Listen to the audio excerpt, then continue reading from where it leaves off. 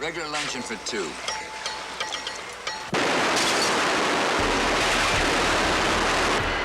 I don't think there was ever a more divisive figure who was making major Hollywood movies during the 70s than Brian De Palma. And I think that the movie that really kind of separated the people who were fanatics for Brian De Palma and people who thought he was the most overrated filmmaker in the history of movies was when The Fury came out in 1978. The Fury is an almost incoherent spy, science fiction, paranoia thriller. It came out a couple of years after De Palma had made his first major Hollywood hit, which was Carrie, adapted from a Stephen King novel. It stars Kirk Douglas, and he plays an operative for a high-level, undercover government agency. He has a son, and this son is gifted with telekinetic powers. His son is kidnapped by the same government agency that Douglas works for.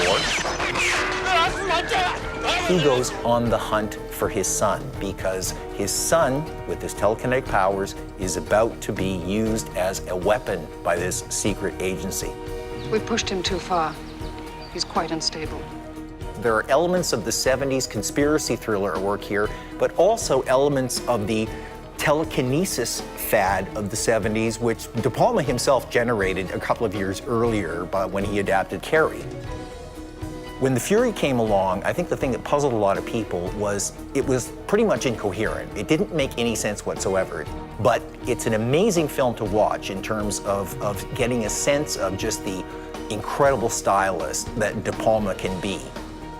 He is capable of kind of using and orchestrating certain set pieces that can knock you sideways with their invention, with their effectiveness, and with basically the skill with which he pulls them off.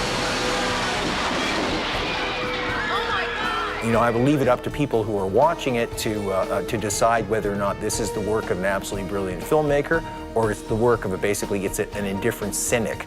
The most important thing is going into The Fury, don't expect it to make any sense. What movie should we explore next? Tell us in the comments and subscribe for more from Hollywood Suite.